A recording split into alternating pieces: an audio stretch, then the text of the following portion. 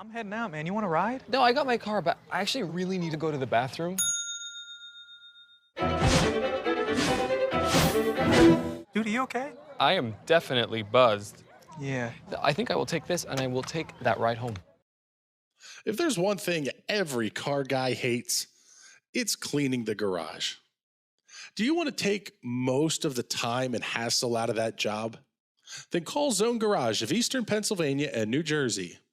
Agnes and her crew will have your garage, shop, basement, or even your porch looking great all the time.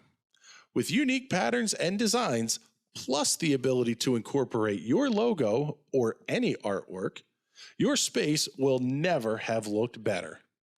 Installation is done in 1 day, guaranteed, and Zone Garage offers a 20-year warranty on the top coat.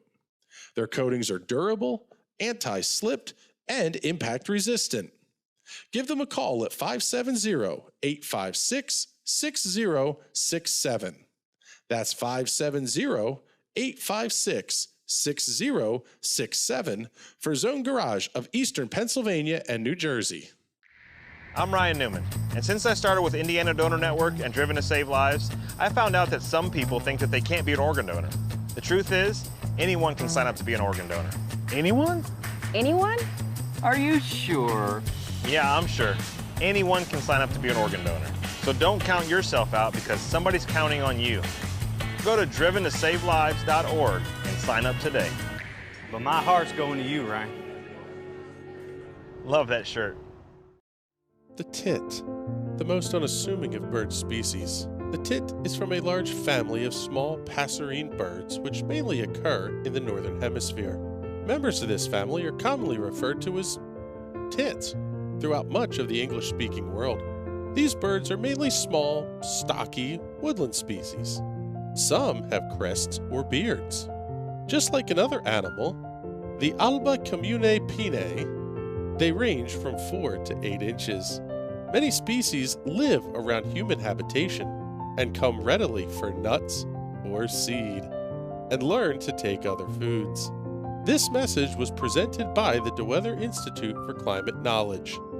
The DeWeather Cares Knights Tits Kickball Tournament is coming this October and benefits 4 cancer-related charities.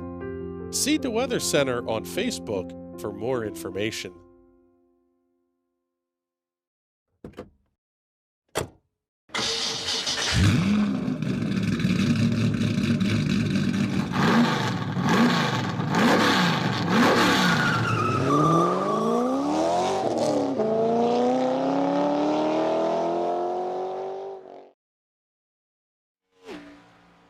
Good evening, ladies and gentlemen, and welcome to Chicagoland Speedway, Joliet, Illinois, where tonight the Stars and Cars of the High Slide Cup Series will take on the Chicagoland Speedway as we get ready for another fantastic night of racing action. My name is Chris Graham with the National Racing Network. It is a pleasure to have you joining us here this evening. And as always, in the booth by James Watson, Mr. Patrick Byrne. Gentlemen, we've had an interesting High Slide Cup Series season, but now we're really down to the nitty-gritty, just 2 races left to go. Yeah, the points battle is getting really, really tight. After last week, I believe we only had 2 points drivers actually in it, and I'm not sure. Are they here tonight with us? Taking a look here, Christian Converse, Cody Henderson, Wendell Elliott, and Alan Martin all in the race here this evening. 1 week ago, it was only Alan Martin and Wendell Elliott, and James Wendell really opened up a big gap here with only a couple of races left to go. Yeah, Wendell saw his opportunity, and he took it, putting a big beat down on the field. And, you know, if you want to be a champion, you're going to get those opportunities, and you have to take them. And credit to Wendell, he took his opportunity and made the most of it, and it's going to be a huge uphill battle for everyone else trying to catch up to him, especially with everyone that missed last week's race. Yeah, and as the night goes through here, we're going to talk about the points chase, quite frankly, a whole lot here, but there's also the story of the race itself here. We're late in the season. fields are typically a little bit shorter. Tonight, looking at only 14 cars entered into tonight's racing action. This really presents an opportunity for drivers that may not have a win to try to steal one late in the season. Yeah, and this track is a very, very rewarding track when it comes to good racing. I mean, it's very easy to pass here. There's lots of grooves you can choose from, and I expect to see almost like a pack race, but not quite. It's going to be a really fun race to watch. Practice just getting ready to finish up here. Just a few minutes left in practice anyway, and taking a look ahead to the race here, and strategy really going to be a big part of this, James, because we're hearing the drivers can go anywhere from 30 to possibly 40 laps if you really try to stretch the fuel number a long distance. Where it gets interesting is stage number 1 is going to end at lap number 40. As it is, it's a tight stretch. Is it maybe worthwhile to just back it off and say, hey, I'm going to make the stop early and forget about the stage points early on? Yeah, it's just difficult trying to be able to time that right. Because you never know if a caution is going to come out. We've seen pretty much every mile-and-a-half race this season has been absolute chaos incarnate. So you never know. You might go down trying to nail your strategy. Big one happens and you're trapped 2 laps down and possibly completely out of it. Given what we've seen on the mile-and-a-halfs, you might not even really have to plan out that strategy. You might get enough cautions to at least be able to go to the end of the stage without any issue. As we get ready for qualifications to get underway here, I want to say a big thank you to everybody that helps makes these broadcasts possible, including Hot Shoe Racewear. Find them online at hotshoeracewear.com. Also, Zone Garage of Eastern Pennsylvania and New Jersey. You can find them on Facebook at Zone Garage of Eastern Pennsylvania and New Jersey. Also, Ray's Import out of Smithfield, Virginia. Numbers right up there on the screen. Check them out for all your import auto repair needs. Also, Locker.it, specializing in both internal and external threat recognition and elimination. Secure your business and home network asset needs with Locker.it. Aquatic Express Pool Service, providing pool services. Check them out online at aquaticexpress.com. And Alarm Technology Security Systems, full season sponsor here for the High Slide Cup Series. Thank you very much to all of the sponsors that help make these broadcasts possible.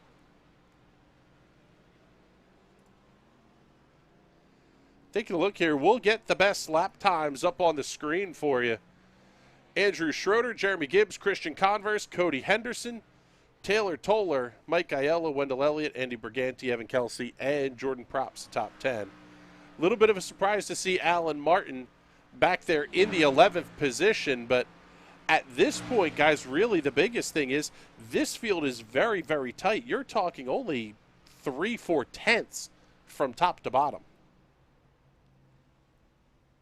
Yeah, this track, it is almost flat out the entire way around. So you're going to see laps like we do at Auto Club, Michigan, Daytona, Talladega, to where these guys are extremely close together, running about the same times. Qualifying, I feel, is going to be very, very tight.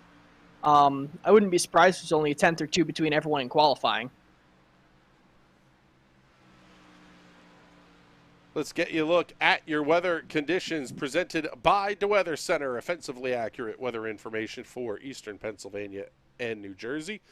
69-degree ambient temperature, humidity 35%. Wind's going to be out of the southwest at 5 miles an hour under cloudy skies. Track temperature is 71 degrees. A little bit on the cool side here, James, but definitely one of those where you're going to have a shot to get the tires warm, and really those cool temps could help the tires last a little bit longer into the run as well.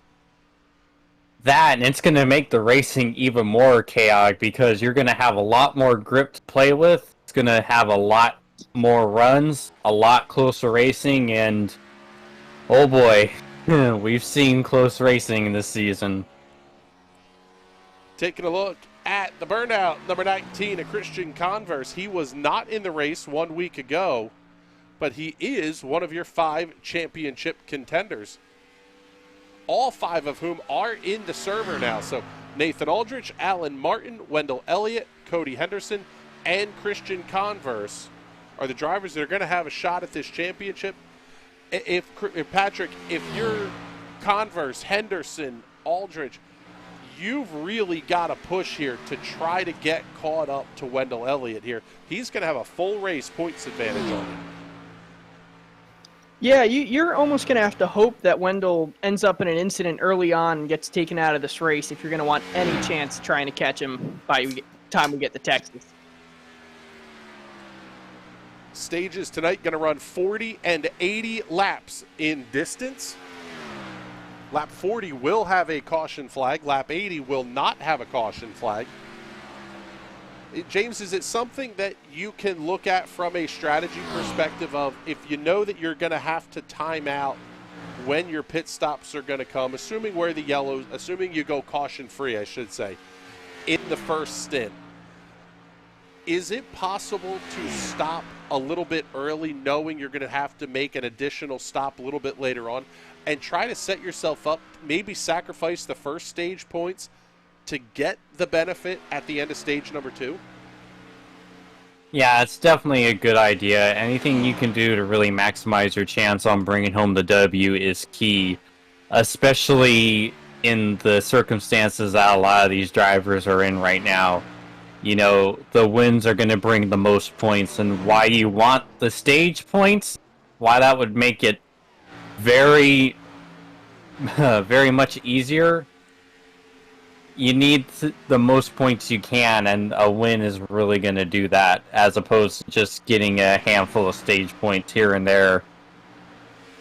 And Patrick, for some of these contenders, quite frankly, all 4 of them that are not named Wendell Elliott, you really have to push here, and wins is about the only thing you're going to be able to do to really have a realistic shot here at catching Wendell Elliott. Yeah, you're going to have to win tonight, and you're going to have to make sure Wendell doesn't finish towards front of the field. I wouldn't be surprised if it was 2 of these guys, like Cody Henderson, Christian Converse, fighting for that lead position on the last lap. I wouldn't be surprised if they dump Wendell. That certainly would be an interesting storyline for sure here, because one of the realities is if Wendell finishes in the top 5 like he's done all season, this championship fight is done and over, and we've still got these 2 races left to go. I guess you can, if you're Wendell Elliott, maybe you don't control your own destiny a little bit.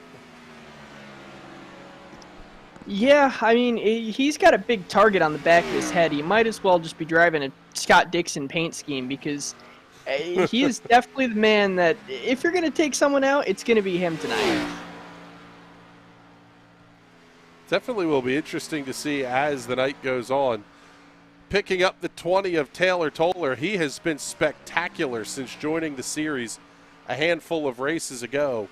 Currently 5th on the speed charts. And that one will absolutely be interesting to see what he does here this evening as well.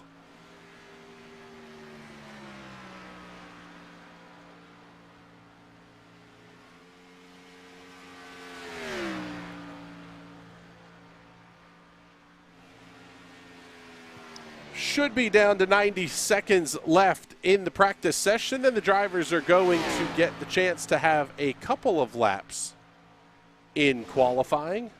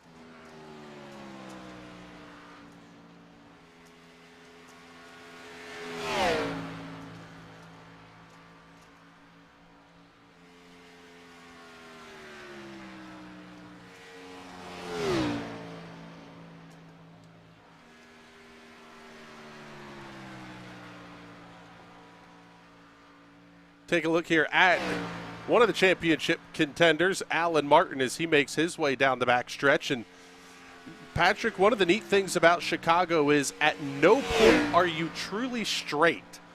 It is not only a tri-oval that is fairly pointed as a tri-oval, but the backstretch has a pretty big dogleg to it as well. Yeah, I mean, this track, you could almost call it more of a circle than an oval. It's like someone was playing with a bouncy ball and they just kind of stretched it out.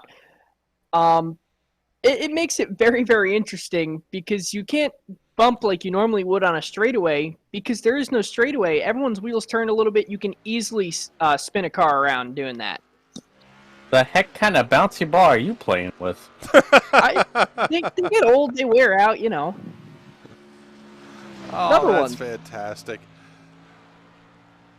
You'll see at the bottom of your screen drivers' names coming up as they get out onto the racetrack for qualifications. Currently, about half the field here is out on the racetrack right now. Only one of the championship 5 to be on the racetrack is Alan Martin. Nick Lockard, Mike Aiello, Jordan Props, Jeremy Gibbs, Peter Hodgson also out on the racetrack.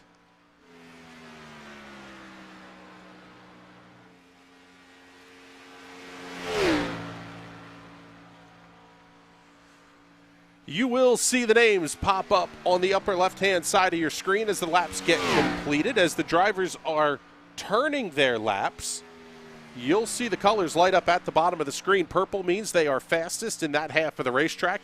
Green means they are on a personal best. Yellow means they've gone just a little bit slower than their quickest time as Alan Martin moves to the top of the charts, 30.436 seconds. Nick Lockard going to be in at a 30.8 flat.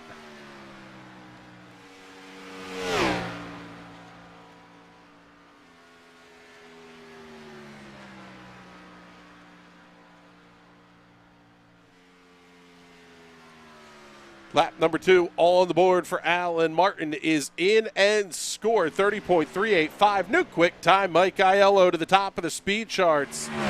Going to see Christian Converse come around to start his qualification laps here.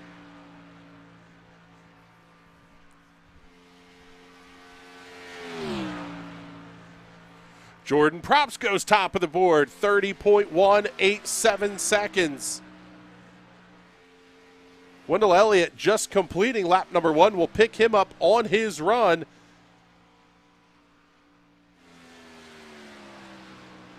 Wendell Elliott going to be 4th quick, 30.259 after lap number 1. See what he does here on lap number 2. Props still holding on to the top of the speed charts. Christian Converse's first lap in the books, 30.580. Obviously a little bit of a banker lap and a warm-up lap, getting everything up to temperature here. Wendell Elliott going to move up to 3rd quick, 30.219 seconds. Pick up Christian Converse as he works his way through turns 3 and 4. Fastest overall at the first end of the racetrack. See what he does here off at turn number 4. When Converse has been in the show, he's been fast. He goes 2nd quick, just a couple thousandths of a second off of Jordan Props' quick time. Wendell Elliott has completed his run. We'll pick up Cody Henderson in the 710 machine. He's just getting his run started here. Taylor Toller finishing up his run at a 30.331 second lap. Henderson looks pretty quick here as he gets down the back straightaway.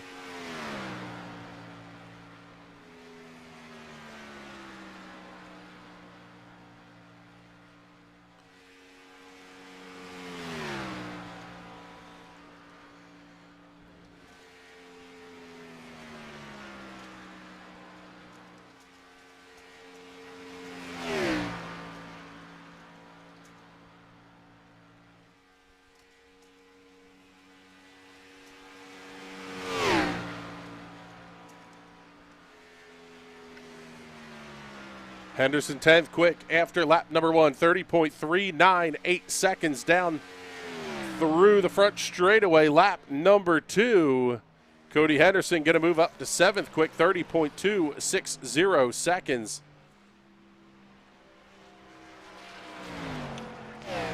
Pick up Andrew Chapman in the number 22.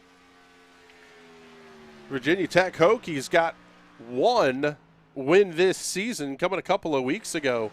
Finishing up his second lap, going to be 7th quick, 30.253. Here's the 0-2 of Evan Kelsey making his way down the back straightaway.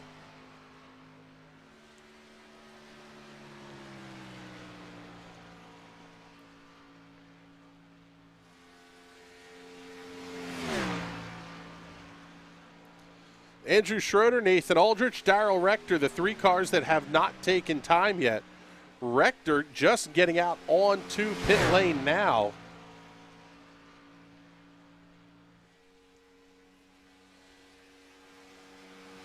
Just over the 5.5 minute mark here in qualifications.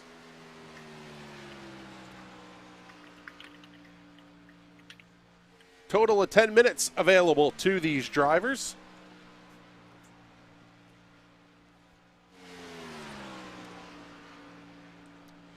Patrick, could there be a little bit of a strategy here? If you know you're racing at sunset, qualifying at sunset, I would imagine the longer you wait in the session, the cooler the track temps are going to be, and we may see that out of Evan Kelsey here as he goes purple in Sector 1. Absolutely, the track temp could get cooler. One thing I would be worried about, though, is as the sun sets, it's going to get blocked by certain billboards and might shine even hotter on other parts of the track. So it's one of those things where you're probably better off waiting, but sometimes you just get unlucky. Sun might shine in just the wrong spot on a corner exit or something, and you might have to back out of her. Evan Kelsey takes advantage. Quick time, 30.173 seconds. Fantastic lap for Evan Kelsey as we pick up the 51 of Darrell Rector, working lap number 2, 30.6 seconds on lap number 1. See what he's going to be able to do here on lap number 2.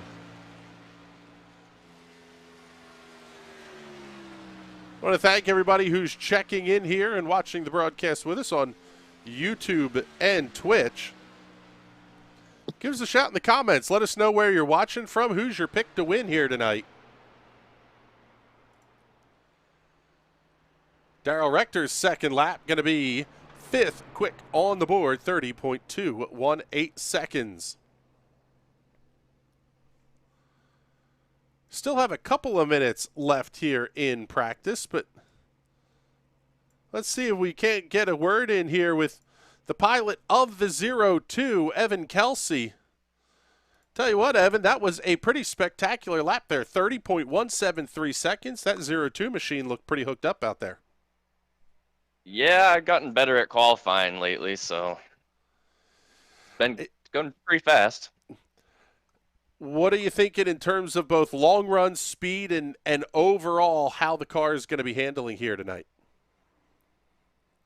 Well, generally around lap 15 or so, the tires kind of fall off. Mainly it's going to be saving them. All right, and bud. Not getting caught up in anyone's wrecks. Yeah, that kind of sounds like that might be what the necessary game here is. We've seen a lot of carnage on these 1.5 mile ovals. It seems like it either comes early or it comes late. How do you plan for that as a driver in terms of pit stop strategy and just how you're going to have your whole race develop? Well, getting the pole helps, but I'm probably going to lead a lap or two and then let the fast guys that are going to fight for it go and maybe get some stage points. All right, Evan, thank you very much, bud. Congratulations on the pole award here as we're down to about 60 seconds left here. Looking forward to seeing what you're going to do out front here. All right, appreciate it. There you go. There's Evan Kelsey. Looks like he will be your quick timer here this evening. Taking a look, some of the comments starting to roll in here. Andy Props saying, good luck, Jordan, in the number 98. Jordan Props going to roll off second here this evening. 30.187 seconds, the lap time for Jordan Probst. J.C. Henderson, Nebraska, with number 710 in the top 3. Well, not quite in the top 3, but Cody Henderson going to be 10th quick and rolling off on the outside of row number 5, 30.260 seconds.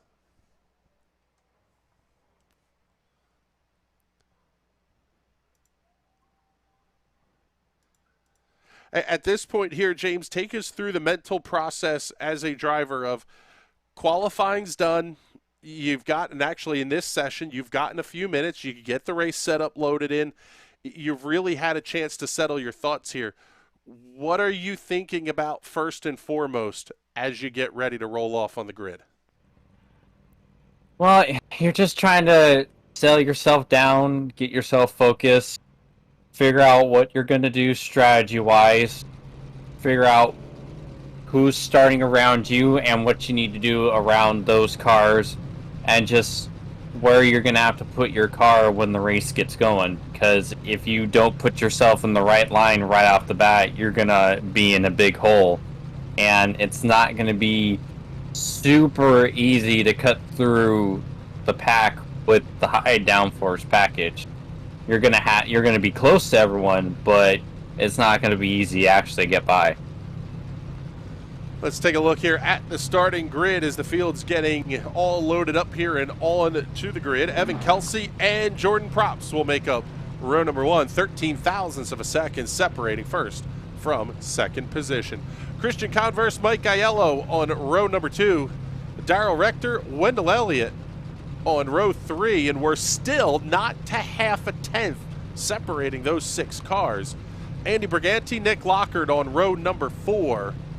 Andrew Chapman, Cody Henderson on row number 5. Nathan Aldrich and Taylor Toller on row number 6. And how about it here, guys?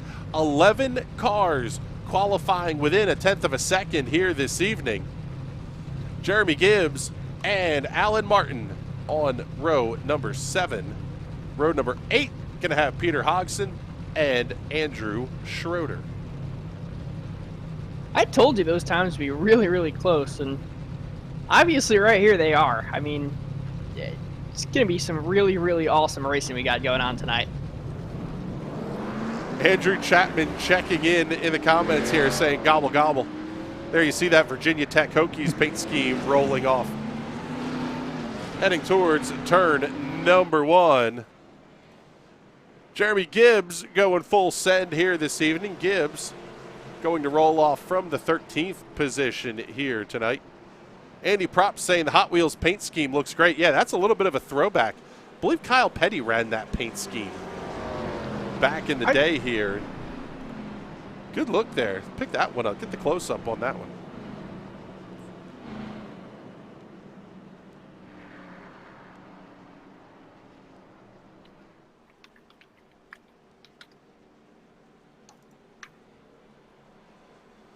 There you see the Hot Wheels machine starting on the outside of row number 1. He's going to have Evan Kelsey lining up to his inside.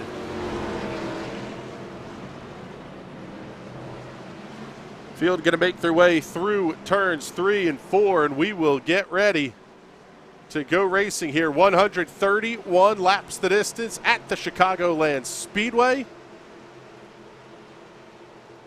And as always, race fans, the start of this race is going to be all yours.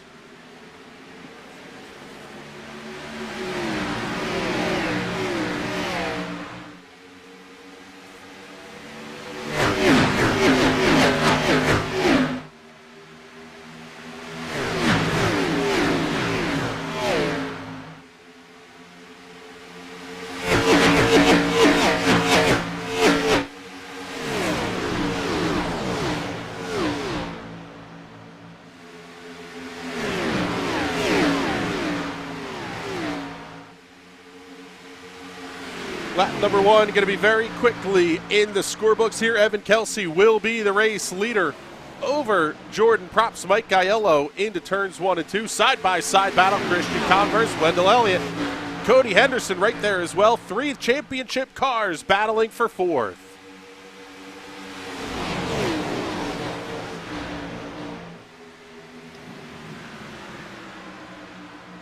Aiello looks to the inside of Props off of turn number 4. He'll get the job done. Field is able to use the apron all the way to the bottom of the racetrack here. Prop starting to fall back just a little bit, back to the 5th position. Really a case here, guys, if you're outside, you're hung out to dry.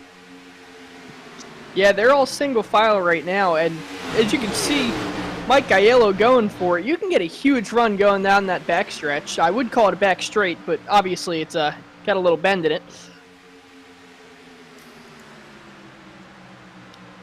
You see him. I wouldn't be surprised if we see that every lap, them just cutting down all the way to the grass on the tri-oval. If you have it available to you, I don't understand why you wouldn't necessarily use it. Here's Cody Henderson going to look to the inside of Evan Kelsey down the back stretch.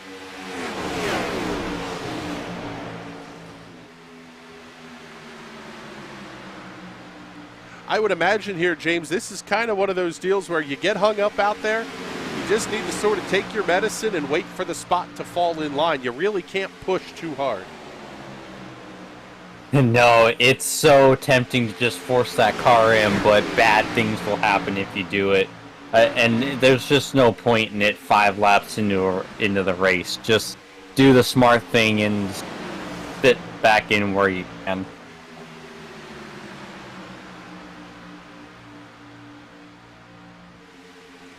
We saw a case study in that last night in the NTT IndyCar Series race of drivers being overly aggressive early, causing a lot of cautions, and we've seen that before here in the High Slide Cup Series.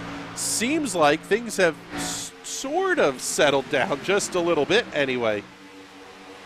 Oh, you said the magic words. You know how it goes with these guys. As soon as we say they've settled down, they're going to go crazy. Yeah, Cody Henderson slides up the racetrack in turn number 4, going to open up the door for Wendell Elliott. Jordan Prop's going to try to follow through down to the inside as they get off to turn 1.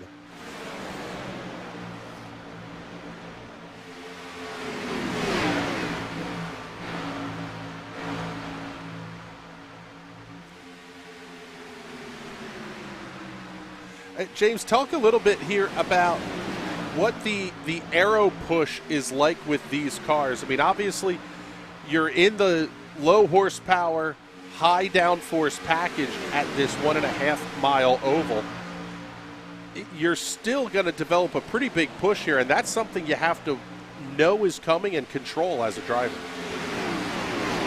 Yeah, thankfully it's not as bad here at Chicagoland as it is on other tracks, but you still have to kind of back up the corner a little bit, try to take a different line, either a little lower on entry or a little higher on entry, try to get some sort of air on the nose, otherwise you're just gonna slide up, and it's really hard to pass because you just don't have enough to try to make it around the outside.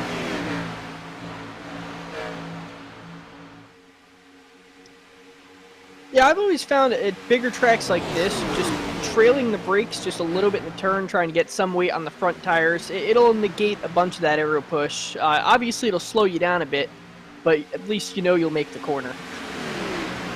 Cody Henderson looking to the inside of Wendell Elliott. Side by side, 2 rows deep here. This is going to be for 3rd, 4th, 5th, and 6th. Jordan Prop's getting in behind Wendell Elliott.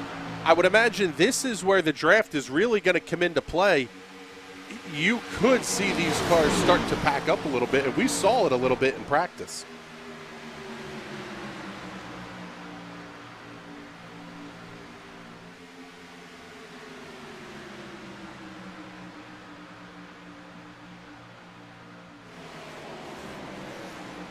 Field is working lap number 11 of 131.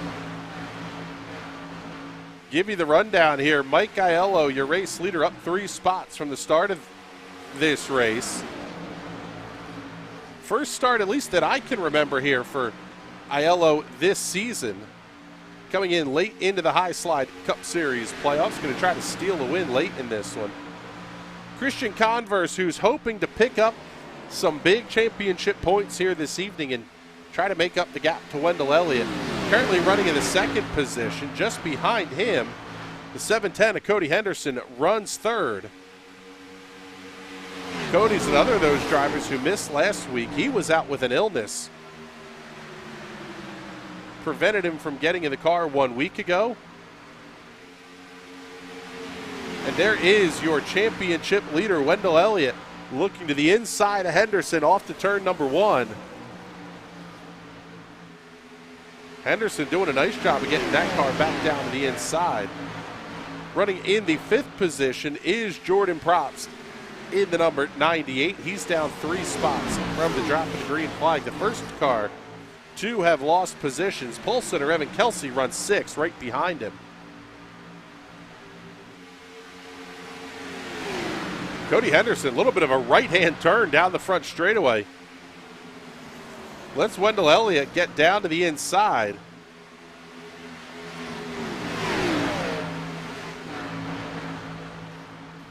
Oh, there it is. Big contact. Big Oh, contact, and it's Wendell. Wendell Elliott. Wendell Elliott down to the inside of the racetrack. Caution flag is out. Contact with Taylor Toller. I'm going to do it. Major championship implications. Oh, that's fantastic. Let's take a look here.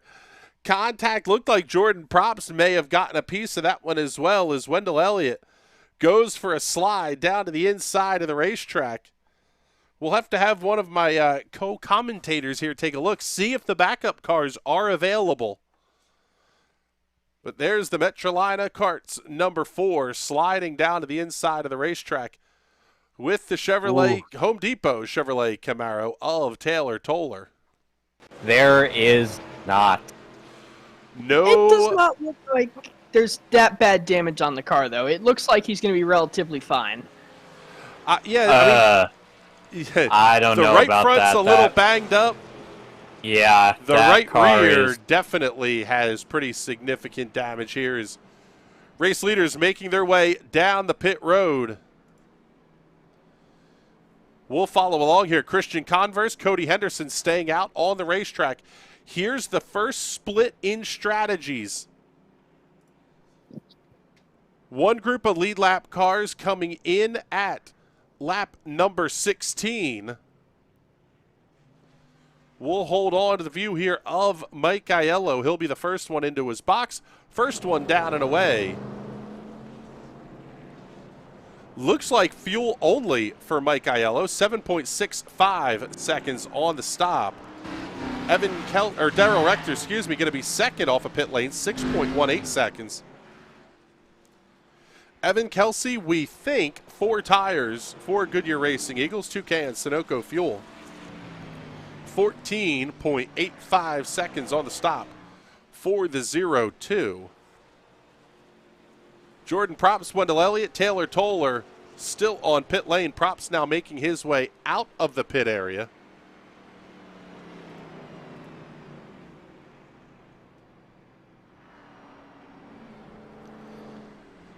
And there you can see the pit stops that are occurring at the bottom of your screen. 50.3 seconds time of the stop for Taylor Toller. 49.1 seconds time of the stop for Wendell Elliott. Get a look at it here. You can see the right side of that car definitely still banged up a little bit. The biggest one, though, you'll see it as he comes around here. That right rear corner with some pretty significant damage. Now, it almost looks like it's been flared out, though. That's going to give him more downforce. So it might be a blessing, but probably going to be a curse here tonight. Yeah, that car's not going to have very much speed. He'll be able to stick in the draft and stick near the front, but yeah, him competing for the win is not very likely at this point. Yeah, it's all going to be damage control from here on out.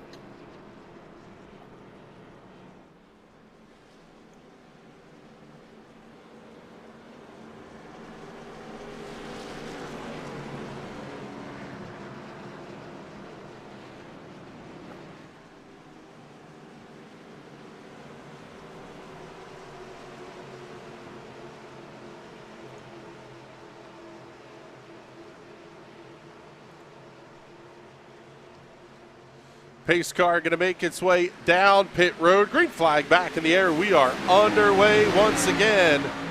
And it's going to be Christian Converse and Cody Henderson leading the field back to 1.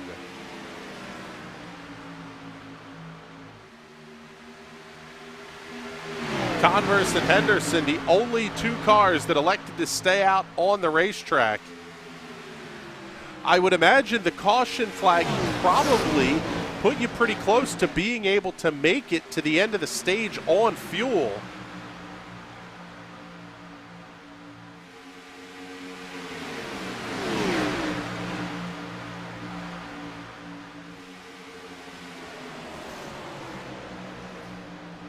Name we haven't called much tonight yet. Nick Lockard into number 10, making his way down to the inside. Evan Kelsey going to go for a look on Cody Henderson in the battle for second. Gets to the overhead look here from the NRN drone high atop the infield of the Chicagoland Speedway. Darrell Rector, Mike Aiello almost making contact on the exit of turn number 4.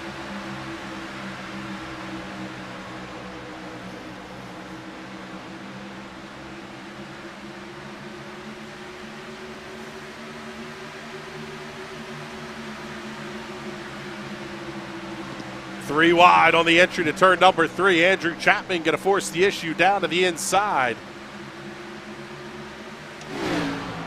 Going to keep that battle up side by side. Pass for the race lead here at the front of the field. Get you this one on the Hot Shoe Racewear instant replay.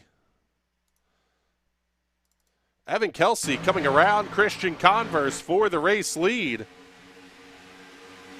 I thought he said he was going to lead a lap or 2 and then go sit in the back. Yeah, apparently not. Evan Kelsey getting the work done and getting it done at the front of the field, and he's checking out here. The benefits of fresher rubber absolutely coming to the fore here.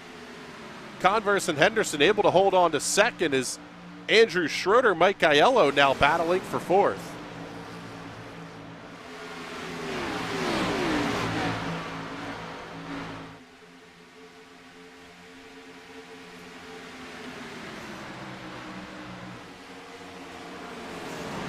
Jeremy Gibbs, Andrew Chapman going to duel.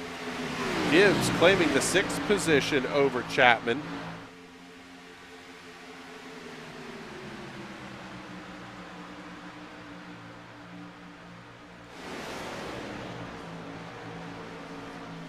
Andrew Schroeder in that 47 was very quick in the practice session a little bit earlier here tonight.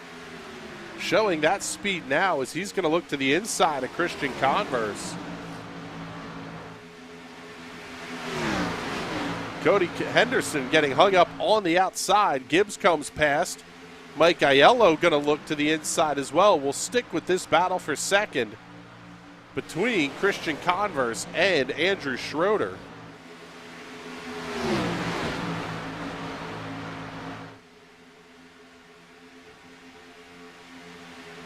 This just goes to show you can run 2 wide all the way around the Chicagoland Speedway as Schroeder finally has it on full corner entry to clear Christian Converse. Converse now going to have to fight with Jeremy Gibbs.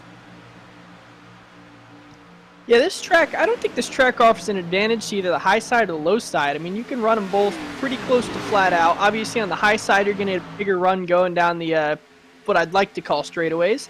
And on the inside, you have a shorter line around the track. So I think they're pretty balanced here. Alan Martin getting to the inside of Christian Converse. Field working lap number 26, getting down towards the end of stage number 1. And we will see the caution flag at the end of the stage. Jordan Props making his way down pit road. This would be his 2nd pit stop of the evening.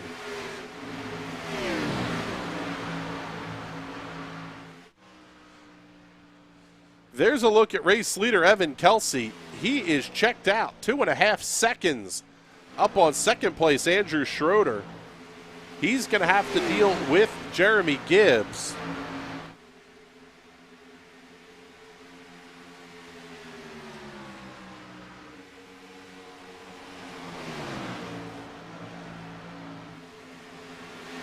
Props may have a little bit of damage here because his pit stop time over 20 seconds. Take a look here and see. Taylor Toller came around him just a little bit ago. There he's Props getting down to the inside of the racetrack. See if we can see any damage on that car. Maybe a little bit on the right-hand side.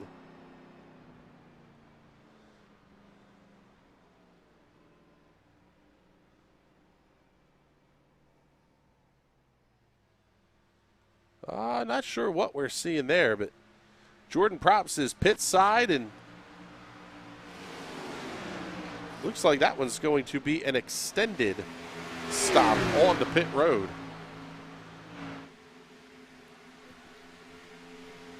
I wonder if he had some kind of engine failure. Maybe got some nose damage, or maybe taped up the nose a little too much and things just quit on him. Alan Martin gets to the inside of Jeremy Gibbs. He's going to pick up the third position. Couple of hard chargers here. Andrew Schroeder in the 47. Alan Martin in the 05. Both of those cars up double digits from where they started this race. Schroeder's up 14. Martin up 11. Jeremy Gibbs also up 9 positions.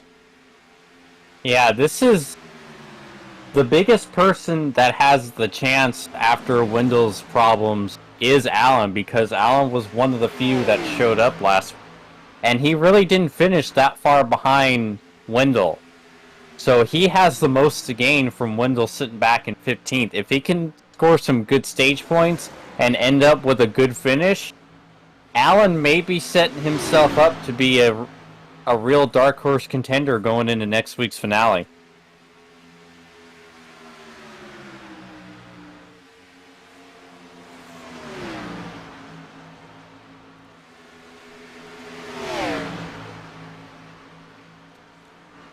Martin looking to the inside of Andrew Schroeder.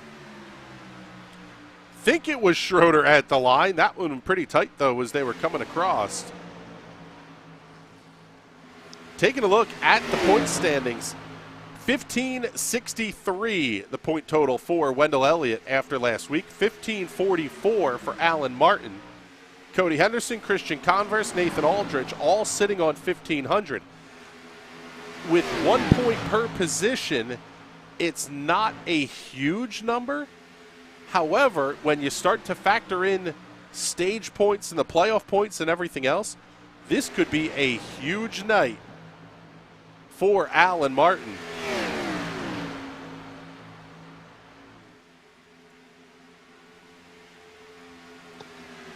Evan Kelsey picking up over 2.5 seconds on the rest of the field, while Andrew Schroeder and Alan Martin were too busy fighting back there. They're going to have some real work to do to try and catch down Evan. Yeah, and it's almost like you wonder if the strategy call was to extend out. Basically now, once you stopped at lap number 15, run the full fuel stint the rest of the way. Seems like you don't want to be totally overstressing your tires here, but I would imagine we're probably going to see everybody on pit lane here, because your top 4 all took tires under that lap 15 caution.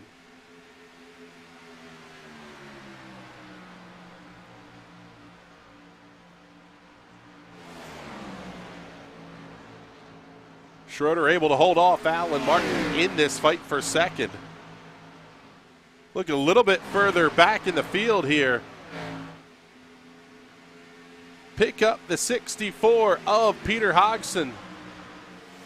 The PD Pop Maniacs out there checking in. Thank you very much for hanging out with us here this evening. He's working all over that back bumper of Cody Henderson. Hodgson going to look to the outside down the front straightaway.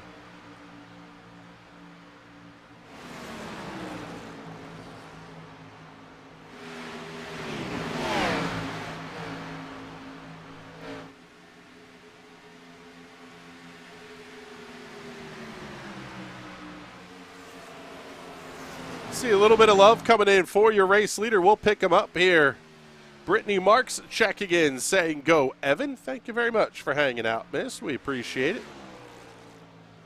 Kelsey out to a 2.5 second lead over this fight between Andrew Schroeder and Alan Martin.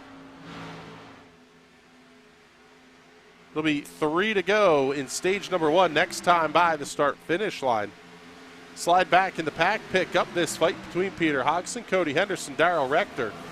Tightest fight on the racetrack right now.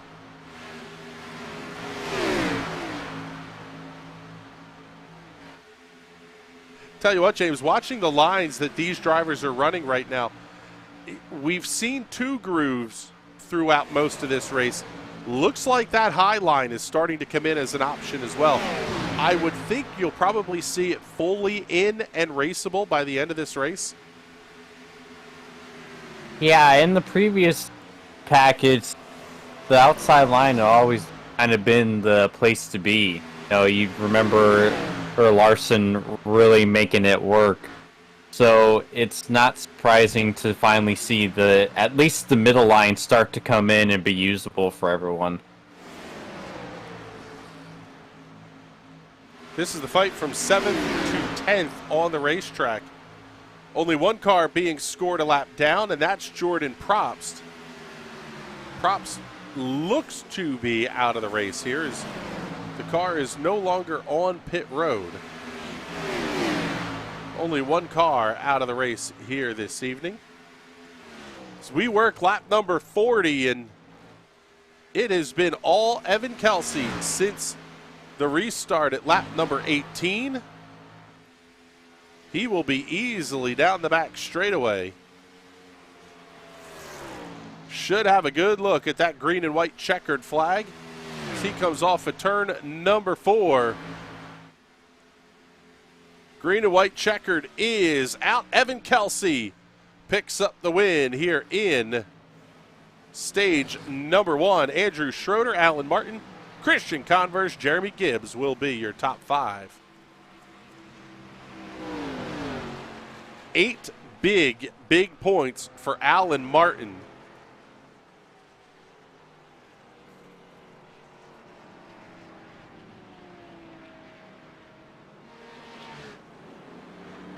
What was a 19-point lead should be down to just 11 points, separating Wendell Elliott from Alan Martin. And I tell you what here, James, that would be about the surprise of the season if Alan Martin were able to pick up a championship here in the High Slide Cup Series. Oh my God, that would be an absolutely crazy upset if Alan could pull this off. Seeing race leader Evan Kelsey making his way down pit road, you'll see all the pit stops cycle through at the bottom of your screen. Kelsey going to be the first one into his box. He'll also be the first one out of the box as well.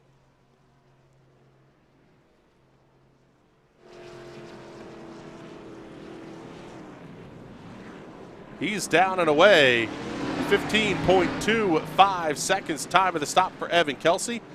Big gain for Andrew Schroeder. He's going to hold on to the second position, up 14 spots. Christian Converse, Alan Martin, Nick Lockard, your top 5. Everybody taking tires and fuel. Jeremy Gibbs with a 23-second stop. Very, very long stops here for Peter Hodgson, Nathan Aldrich, and Wendell Elliott. Hodgson going to be heading back out onto the racetrack after a stop of 39.22 seconds.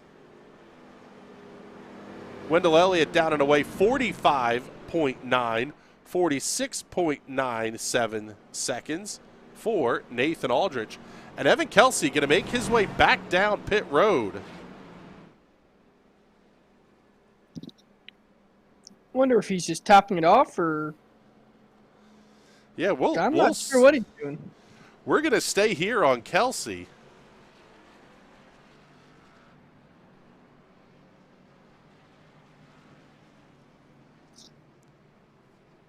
He's already taken at least one set of tires. We didn't see the tires go on that time.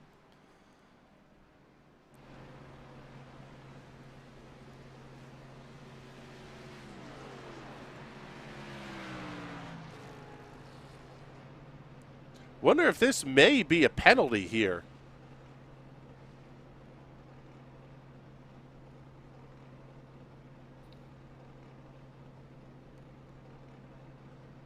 We're going to keep an eye on Evan Kelsey here.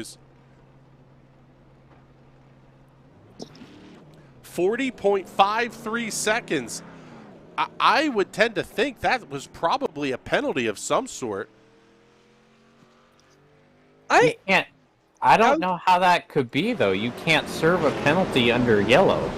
I almost wonder if he stopped and ran out of his rig, maybe stopped for an ice cream break like Days of Thunder. I mean, he's that confident that he's going to win this race. He put himself in the back just to run back up to the field again. Lap number 43 and green flag is back on the racetrack. Going to be Andrew Schroeder, Christian Converse at the front of the field. Schroeder going to get the easy gap into turn number 1. Oh, big slide for Alan Martin. He's going to start to slide way back through the field. He's down into the infield. Show you what happened here. Made the big dive. He got it down onto the apron in 1 and 2. What a save for Alan Martin. Gets it back up onto the racetrack, but he is now going to be well behind. Evan Kelsey right there. 3-wide battle for second. Andrew Schroeder, Nick Lockhart, Cody Henderson. Yeah, Evan and Allen are going to need a caution. Otherwise, they are going to be in a world of hurt right now. They are a mile off the main pack. Oh, that might just be it. Taylor Toller slides to the inside. What a save for Taylor Toller. Oh, going under the pits. Oh. He's going to get the unsafe pit entry. Slides to a stop here. Little bit of contact. Looked like the 13 of Andy Briganti that got into the left rear of Toller. And there's the caution. There's the caution that Evan and Allen needed. Caution on the speedway. Looks like trouble for Taylor Toller. Take a look here. See what happened.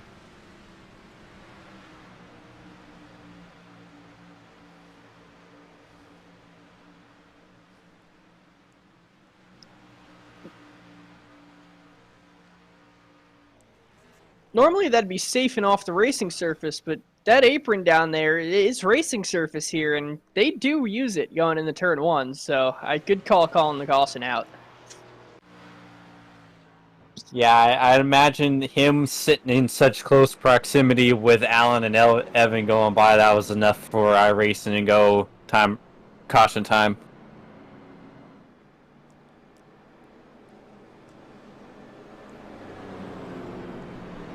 As we work onto the caution flag here, let's see if we can get a word with Alan Martin. Alan, you had one of the saves of the season here in that 05 machine. Tell us about it here as you get onto pit road. Oh, man, I don't even know how I held on to it. It was all over the place. All right, bud, we'll let you get your pit service handled here, but thank you very much for checking in with us. So Alan Martin going to hit his box. Looks like, oh, man. Yeah, he overshot it just a little bit.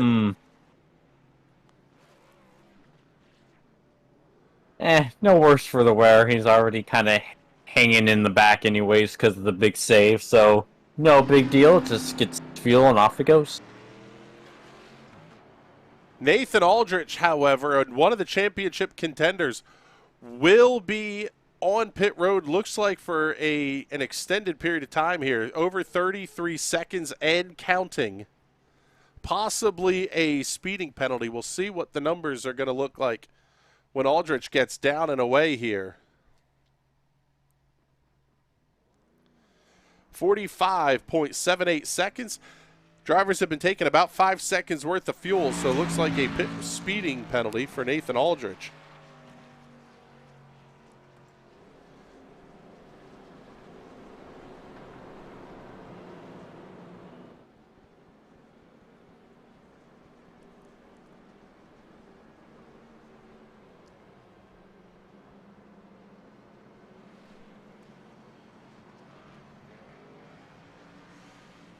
Peter Hodgson also making his way down pit road as we get the 1 to go signal.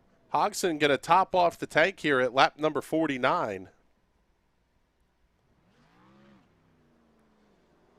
Down and away, 4.8 seconds, time of the stop for Peter Hodgson.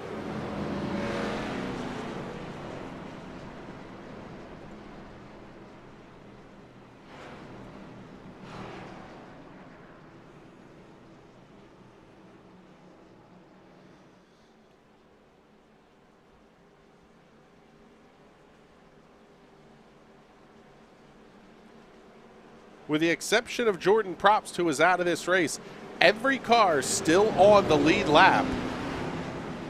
Quite frankly, fairly surprising with some of the contact that we've seen that has not been the lightest. But Christian Converse, Cody Henderson, two of the more aggressive drivers in this series on row number 1. We haven't done one of these since the start of the race, fans. We'll be quiet here. Y'all at home, you can go and crank it up.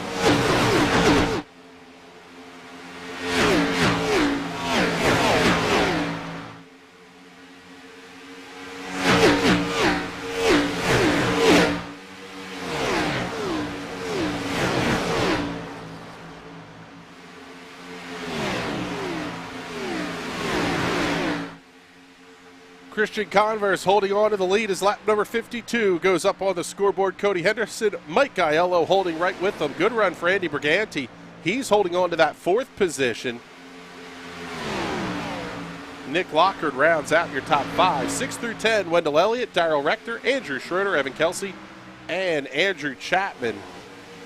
Big gaggle of cars here back in the pack. Andrew Chapman, Jeremy Gibbs leading that fight.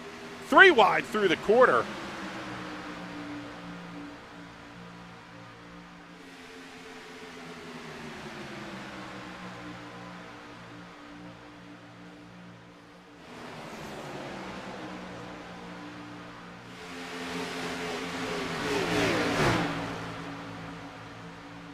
Looking a little bit further forward here, Darrell Rector down to the inside of Wendell Elliott. He'll get that pass completed. Going to bring the 47 of Andrew Schroeder right with him. In Wendell Elliott's car, it still looks pretty competitive. I wouldn't say it's the fastest car in the field anymore, but it's definitely keeping with the pack. The draft is a great equalizer. Show you the gaps here up on the screen. It's only a 1/10 of a second between Christian Converse and Cody Henderson. Then things start to settle out until you really get into this big pack of cars. Whoa, Kelsey so almost close. making contact with Aldrich.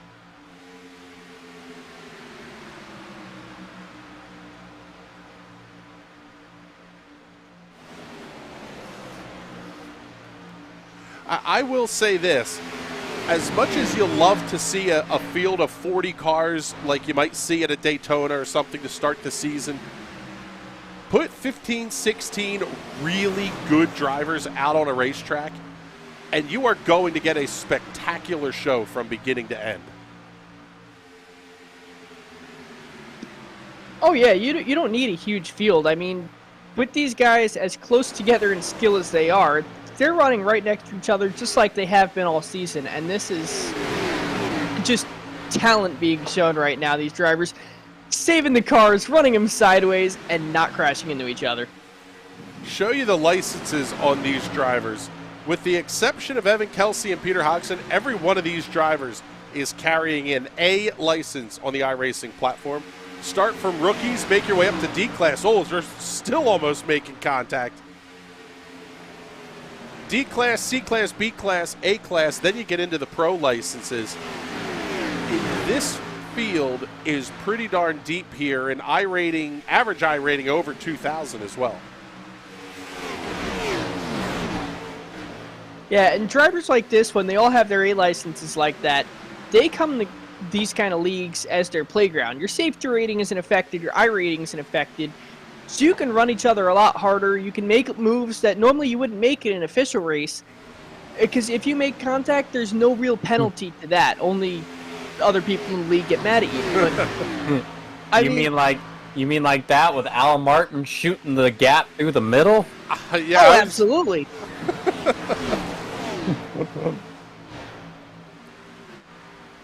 the fight at the field has gotten pretty good here as well.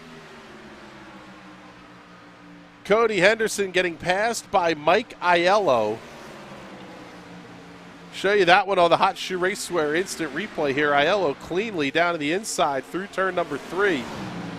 Picks up that second position. Going back to the live look, Converse, Aiello, Henderson, and Briganti still single filed out. What's really interesting to me is where we saw Evan Kelsey check out by 2.5 seconds. You're talking about a 1 1/4 second gap here from 4th to 5th. You're not seeing that big opening up like we saw earlier in the race. Yeah, all these drivers are really single filed out. What really slows these cars down is when they get 2 and 3 wide with no help from the front. So now that everyone's single file, it's going to be really hard for someone to build a gap and pull away.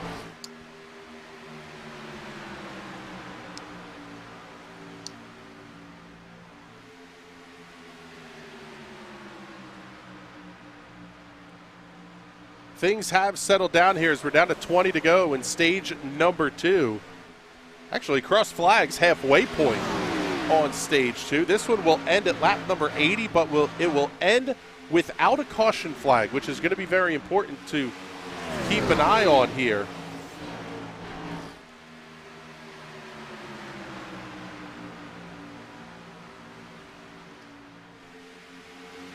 Man, that 710 car almost got the wall come out of 4. That was dangerously close. What's going to be really interesting here is I don't think these drivers that stopped at lap 41, which is all of the cars in the top 4, a couple of cars farther back, I don't know that they can make it to the end of the stage here. We're seeing a pit window opening at lap 75 and a pretty hard close at lap 82. I would imagine you're probably going to have to do at least a little bit of fuel saving if you want to try to make the end of the stage. Yeah, it's going to be very difficult. I mean, what's that, 60 laps these drivers are going to try and run? Some of the drivers towards the back of the field, they last pit on lap 47, but that's still, I think that we're going to see another pit stop for the end of the stage. Yeah, longest run we saw in practice was 42 laps. The caution laps are going to help you a little bit, but we haven't had a caution since we came back at lap 49 or so. Lap times down in the 31.5 range right now for the entire field. Quick lap times of the race, 30.22, 30.12 for Mike Aiello, 30.23 for Cody Henderson. So they are about a second or so off their fastest lap. In fact, more than a second now off their fastest laps of the race. Yeah, you could really tell the tires are starting to go out on these cars. All of these drivers are hoping for a caution or something just so they can bring it down the pit lane and get some fresh rubbers on it.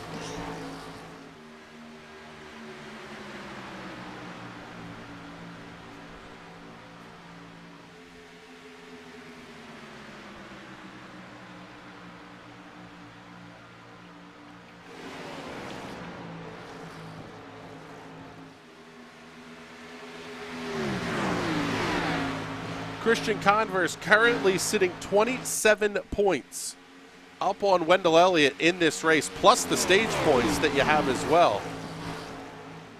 As we take a look at the championship standings here, or at least where they are in the championship battle. Converse holding on to the race lead. That will get him the full 40 points on offer, plus any bonus points that he accrues over the course of the race. Cody Henderson running in the third position, sitting on 38 points gained for the race, again, plus the bonuses. Alan Martin is running in the ninth position, so we would be looking at 2 stage points to add here to his tally. Already picking up 8 in stage number 1. Nathan Aldrich in the 14, sitting only a couple of spots ahead of Wendell Elliott and outside of the stage points right now. So not quite the run that Aldrich wanted to see. There's Wendell Elliott currently running in the 13th position. Having that contact with Taylor Toller. And look what we have. Taylor Toller running just ahead of Wendell Elliott. It always sort of feels like that's the case, isn't it? You have an issue on the racetrack with a driver, and you just can't get away from them for the rest of that race. Oh yeah, you'll be stuck next to that driver, almost like there's 2 magnets on each car, and you just can't get away from one another, and usually you end up making contact again. So I'm looking forward to see what goes down between these two. Andrew Chapman looking inside of Andy Briganti off of turn number 4.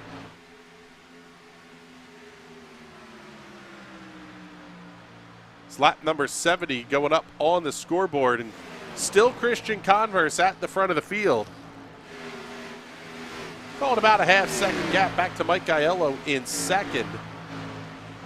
Cody Henderson falling pretty significantly behind your race leaders here. About the same, we'll say about the same gap from as what Aiello has to Converse. 3/4 of a second back is Nick Lockard, running a little bit by his lonesome as Jeremy Gibbs is on the pit road. He's one of those cars that stopped at lap number 41.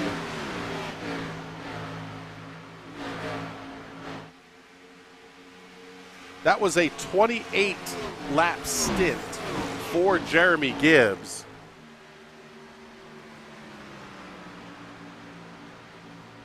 He's going to be down and away 15.02 seconds.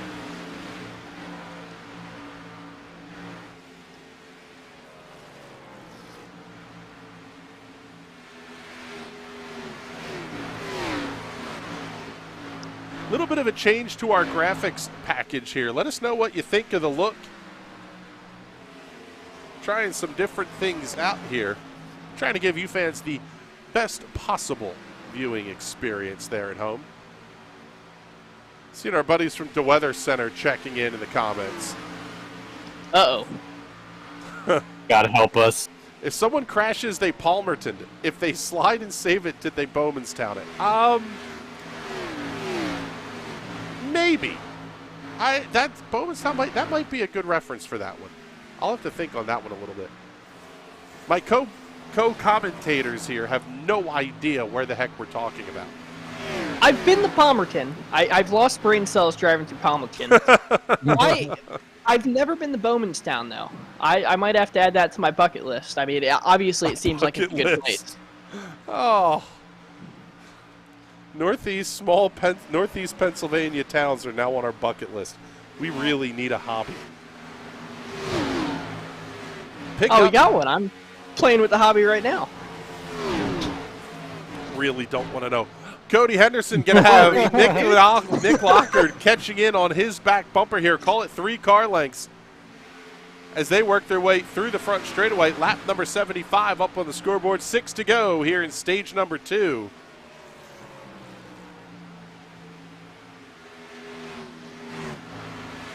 And it will be 51 laps, the distance for stage number 3. So definitely not a chance to make that on one stop. You're going to have to stop somewhere at least once during stage number 2.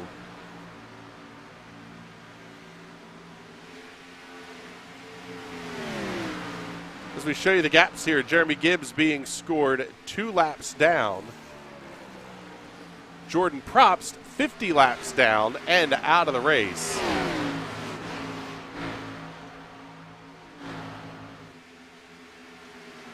This is the best fight on the racetrack as Nick Lockard looking inside of Cody Henderson. They'll fight their way off of turn number 4.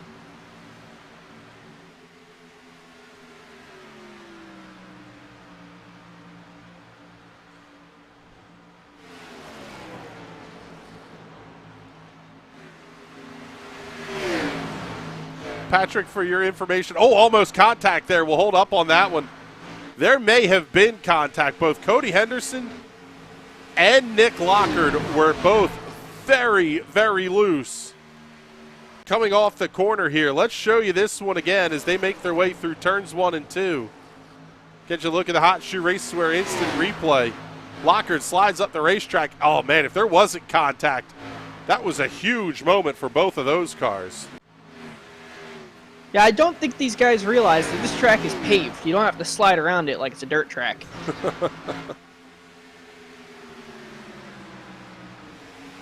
I don't even want to think about a 1.5 mile high bank dirt track. I wish they would have run something in Atlanta before they started laying pavement down on it again. I feel like that could have been a fun adventure to watch, like a spectator race, you know? That I think it'd be sounds kind of silly. absolutely terrifying, quite frankly. Would be the fastest sprint car race of all time. That's for pretty darn sure. I'd say that, but you'd have to gear them out so far. I think you'd need a semi-truck to bump start one of those things. I don't think Jimmy's old 30-year-old F-150 could do it. Yeah, Bubba going to have a hard time with his little Jeep Wrangler bump starting one of those cars. Oh, yeah. Chapman down to the inside of Darrell Rector. This is the fight for the 5th position as we are working lap number 80. Pick up your race leader here as he's going to work his way off at turns 3 and 4. The number 19, Burnt Out Apparel Toyota Camry of Christian Converse picks up the win in stage number 2. And again, no caution flag on this one. Mike Aiello comes home 2nd. Cody Henderson 3rd. Great battle back there for 4th. In fact, we've got a big wad of cars fighting for that 3rd position.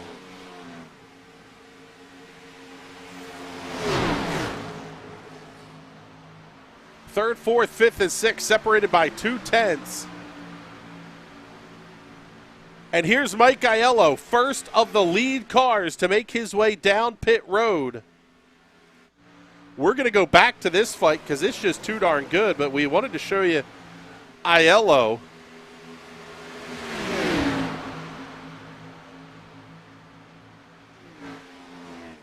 On the pit lane here.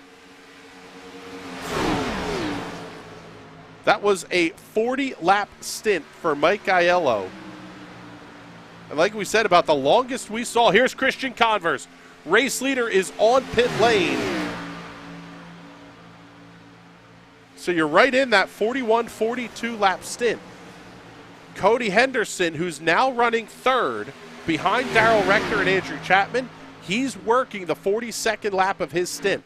Rector, Chapman, Lockard, Martin, Evan Kelsey, all those cars still have another 5 to 6 laps they can go here in this race.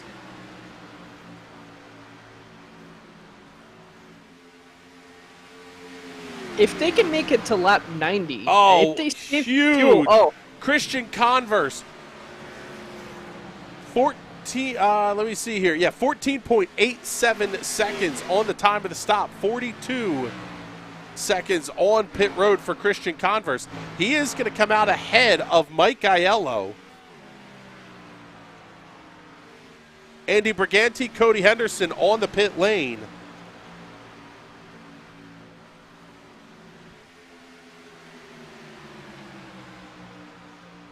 Henderson down away 15.07 seconds for Goodyear Racing Eagles. 2K and Sunoco fuel going in that car. Little bit of danger zone time here, though, to quote Paul Tracy, because all of these cars that have had to make the stop, if the yellow flag were to come out, definitely puts them in a world of hurt. as they're going to be trapped one lap down.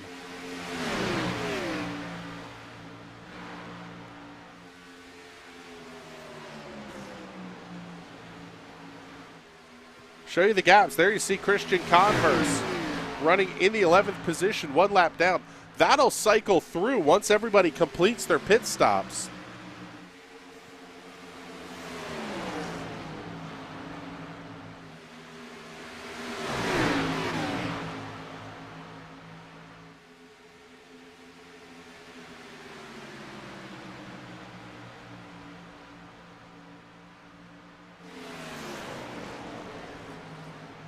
And here's where this race is going to get very, very interesting. The cars that stopped at lap number 47, I would expect to start seeing in the next handful of laps here. Here comes Darrell Rector down the pit lane. Also, Andrew Chapman in the 22. Oh, big old shot in the back. Oh, man, they're still beating up, making contact as they come down pit road. Oh, then Chapman hard into the rear end of Darrell Rector. Obviously showing some displeasure there. Oh, and flying down the pit lane. That is... Wow, big contact for both of those cars. Obviously, Chapman knew he was going to have some damage to repair. Shenanigans on pit lane. Man, that's just not a good look. You know, Chapman came off the banking right in front of Rector and made Darrell have to take evasive maneuver. I really don't get what Chapman is trying to accomplish there, giving it back. You know, Darrell's going to be rightfully irritated because that could have ended very poorly for both of them, and that put a lot of emphasis on Darrell trying to keep from killing them both coming onto pit road, heavily screwing up Darrell's entry onto pit road. So that's both just not a good look. Extended pit stops, it's going to be penalties for both cars. Yeah, whether those are admin penalties or iRacing penalties for pit speeding, plus the damage that both of those cars got. They have pretty extended stops here for Darrell Rector and Andrew Chapman.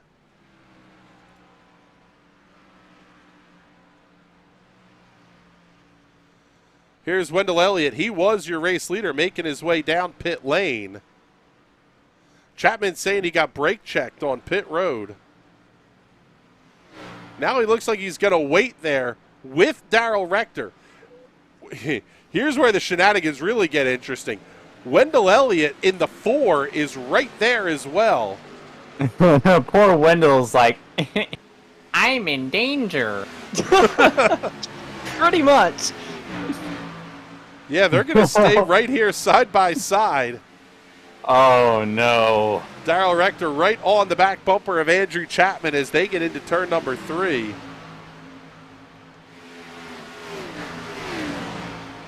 We'll see if the shenanigans extend out to tomfoolery here at some point. Darrell Rector going to be down to the inside and leaving a pretty big gap here. He gets out of the way of Wendell Elliott. It almost looks like two hockey players like getting ready to start fighting again. Yeah, you're lined up at the face-off circle. You look over the guy. Hey, you want to go? You want to go? Tightest battle on the racetrack right now, Evan Kelsey and Alan Martin. This is the fight for the 6th position. And as I was about to mention here, as things got feisty on pit road, the cars that stopped at lap 81, lap 82, can only get to about lap 122, maybe 123. The cars that stopped at lap 88 can get to 129.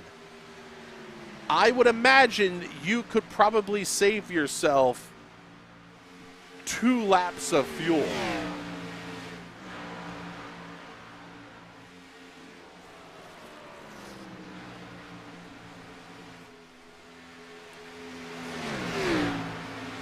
I mean, could we see one of these drivers that stopped at lap 88 try to make this last all the way to the finish? Oh, absolutely. You're definitely going to see some of these guys really backing off, really trying it. And those guys that pit on lap 81, 82, they're going to be banking on that not happening. They're going to be running flat out, really just hoping for a caution.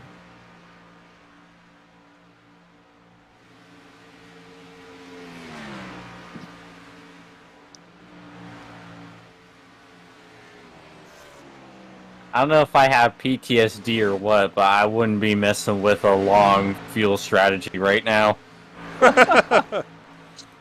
You do find a way to lose races on those long strategy calls, don't you? The funny thing is, you think I'm just talking about one race a week with bad fuel mileage. I've had... I need to stop doing that. All right, let's get you a look at the replay here. Here's Andrew Chapman getting the shot from Darrell Rector as they got onto pit road. And there's Rector. Yeah, he just absolutely big-time brake checked him. I would say Chapman was very aggressive on the pit entry, but I wouldn't necessarily say out of line either there, though, would you? Yeah, it's definitely... Darrell is definitely not blameless either. It's just... It's fun to watch from a chaos standpoint and a fan standpoint, but, like, you gotta be better than that, boys. I don't care who started it, just end it. Like, come on now. We're all grown-ups here. And these two cars, Darrell Rector and Andrew Chapman, within about a half second of each other. Wendell Elliott, right in the middle of this thing still, is on the lead lap. Elliott running in the 10th position. Really doesn't need to be a part of any of the shenanigans that could be going on here. And that is something that series admins would not look very kindly on.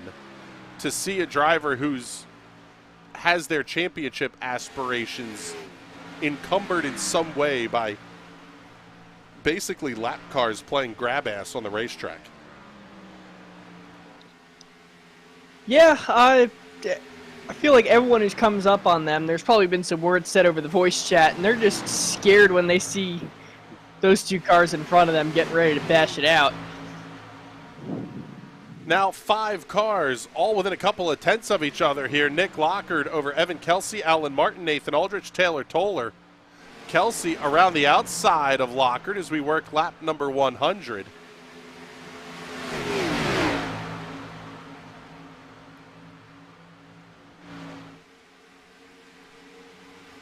Nice recovery drive for Taylor Toller. He was involved in that incident with Wendell Elliott.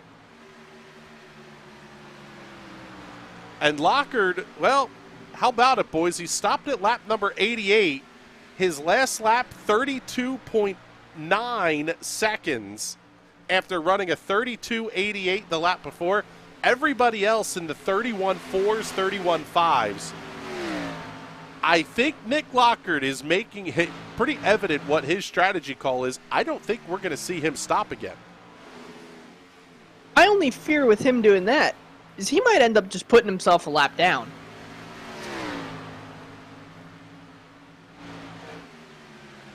It is definitely a possibility here because Christian Converse is just crossing the start-finish line now. And you'll see Wendell Elliott, Andrew Chapman, and Nick Lockard is not very far in front of those cars.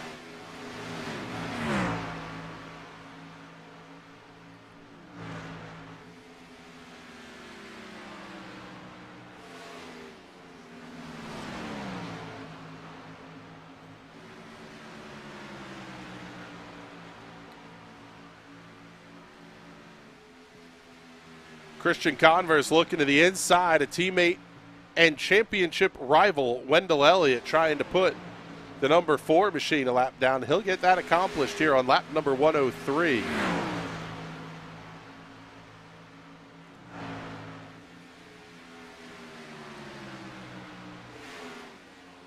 Converse's best lap of the race, a 30.222 seconds.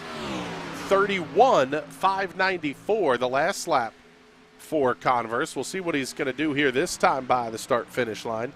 31.729. The gap might be 3 seconds over Mike Aiello, but definitely nowhere near what their fastest laps of the race were.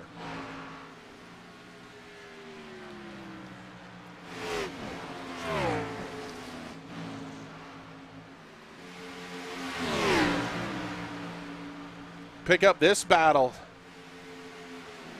Nathan Aldrich, Evan Kelsey, Alan Martin.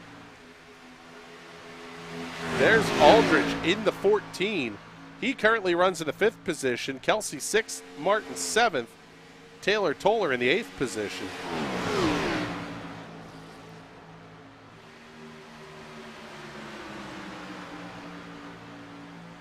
We've mentioned this a couple of different times about this package over the course of the season. But the high downforce, low horsepower package really lets the cars separate out into kind of different groups by speed.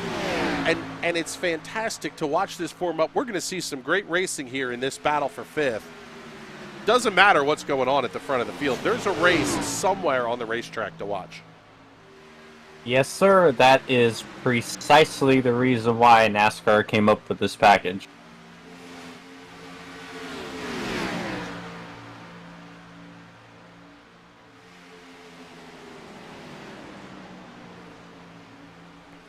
Here's Mike Aiello on pit lane. Final stop of the race, and it's coming a little bit early here at lap number 107. Definitely going to have him to the good, and this could be the undercut strategy because Cody Henderson's coming right with him. You're talking a max when you factor in the green-white checkers. This is going to get you to about 150.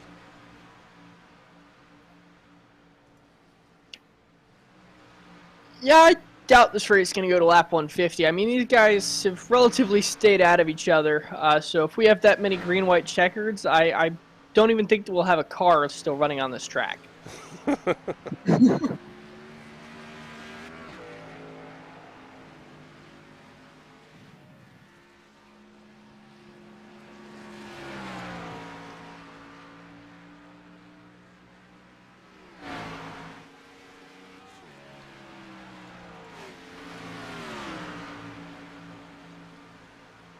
Aiello gets off of pit lane in the 10th position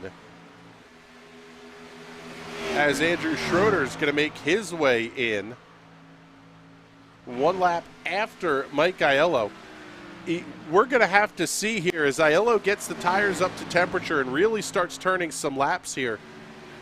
Is the benefit of the new tires on the undercut going to be as big as he thinks?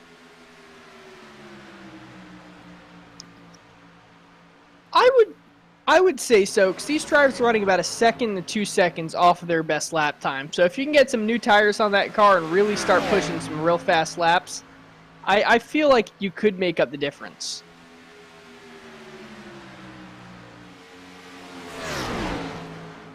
Last lap time for Christian Converse, 31.809. Last lap time for Mike Aiello, 30.7. So that is a full second faster first lap under green. Aiello was only 3 or so seconds back. If Converse doesn't stop in the next couple of laps, he could lose the race lead once we get through the exchange of pit stops.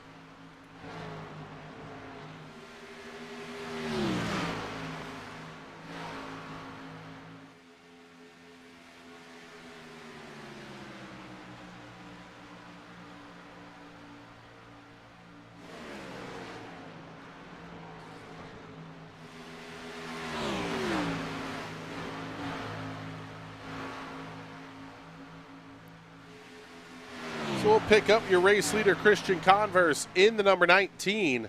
See when he's going to make his final pit stop.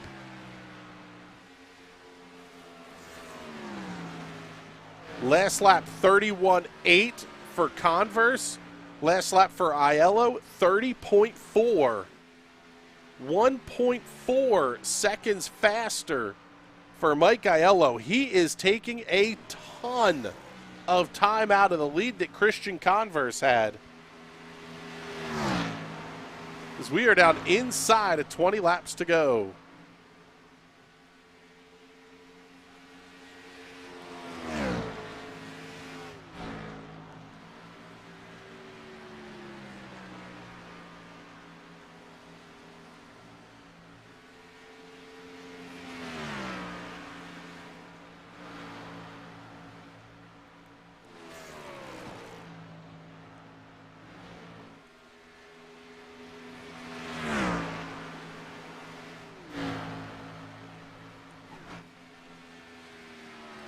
Now, I guess the question for me would be, is there a benefit to staying out if you're Christian Converse, other than trying to trap Mike Aiello a lap down if there were a caution? Oh, and there nearly was trouble for Aldridge. Yeah, get you the Hot Shoe Race Tour instant replay here. Keep your eye on that number 14 Procore machine of Nathan Aldridge, trying to get it onto pit road. Trying to get it woed up. Big lockup on the way in. He actually had to come to a stop so he wouldn't slide past the commitment cone and get the unsafe pit entry. Backs the car up, gets it onto pit lane. Like me trying to come onto pit road at Vegas at the end of the race. Only looped her around a couple times.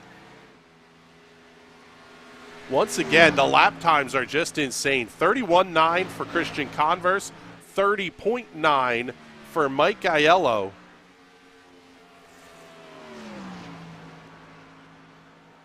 So again, to ask the question that we didn't quite get a chance to answer here, as Aldrich had his issue getting on pit road, is there an advantage to staying out and running this stint all the way to the end? Definitely. I mean, we saw how well the overcut worked for Miz at Charlotte. He can definitely come back on Aiello and run him down, but that's such a big if.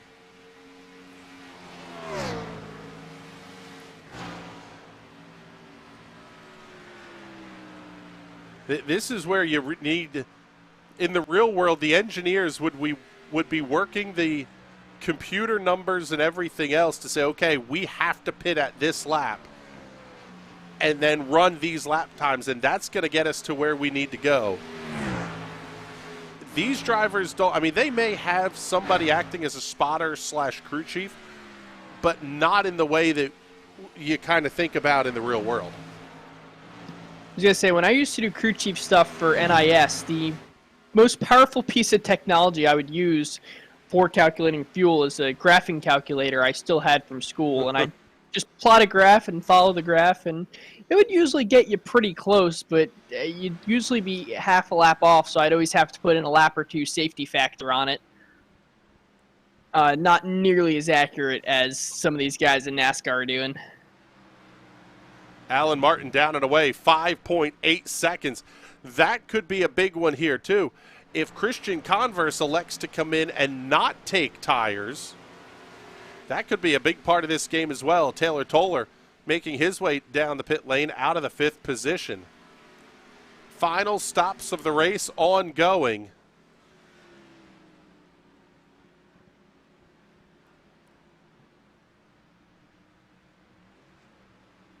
Oh, and Toller overshoots the pit box. Huge. Trying to get that car backed up so he can get service.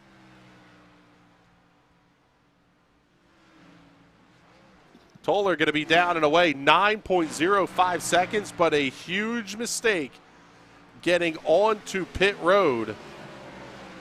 Aiello now really trying to get past Converse, trying to unlap himself. I don't know if there's enough time left with only 10 laps to go.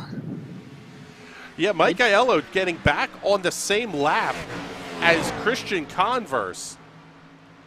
Unless Converse is trying some absolutely insane. Well, no, not here's Nope, the. he's in. He's coming in. I don't know that he's going to have enough time. This is going to be very, very interesting to watch. Does Christian Converse have enough time to get caught back up to Mike Aiello? Or is this going to be a splash and dash for That's Converse? gotta be what he's doing. It's gotta be a splash and go. He's in. Car not going up on the jacks. He's down and away. Andy Briganti going to be your new race leader.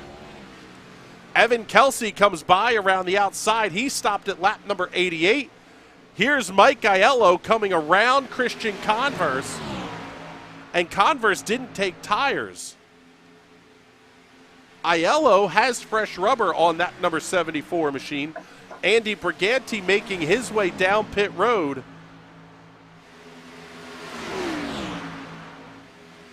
So now the question becomes, can Evan Kelsey make it? Let's go on board. Listen to see what kind of fuel save he might be doing. Oh, he's coasting. He was flat shutting the car off on the clutch in the mid-corner. I don't think it's going to matter if Kelsey can make it or not. Mike Aiello is only about 1.8 seconds behind Evan Kelsey, not even half a corner. So it's not a question of if he's going to pass Evan for the lead. It's a question of when.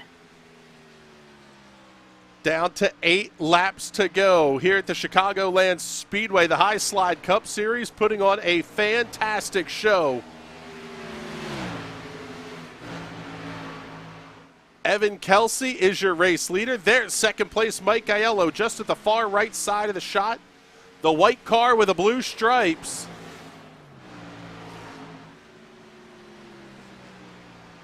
Last lap time for Kelsey, 32.1, 31.6 for Aiello.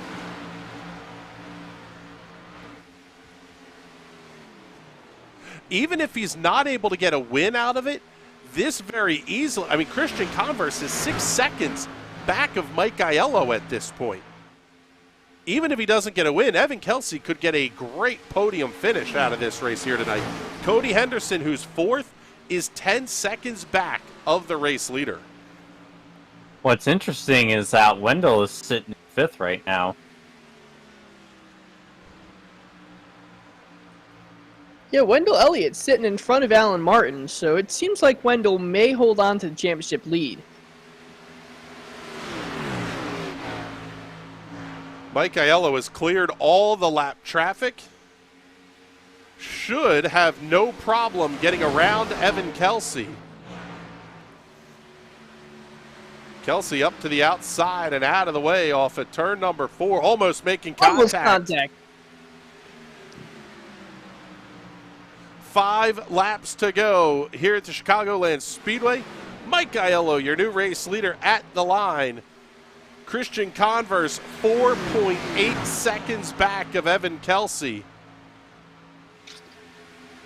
This would be a pretty epic fuel save run if Evan Kelsey's able to pull this one off. He would have to go 43 laps. We saw Kelsey run, I believe, a 41 or 42 lap run during the practice session, so it's not out of the realm of possibility. Now, with shutting the car off and coasting, it's definitely likely he's going to make it to the end. Either make it to the end or run out of fuel on the backstretch.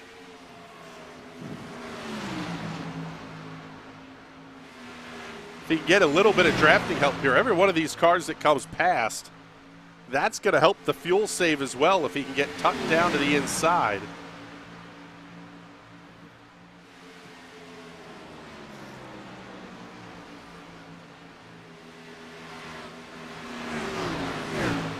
That is a battle for position that just came around Kelsey. Nathan Aldrich, Alan Martin, they're fighting for the 7th position.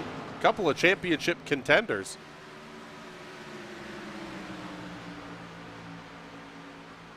Down to 2 to go for race leader Mike Aiello. One of, if not his first starts here in the High Slide Cup Series, at least that I can remember anyway.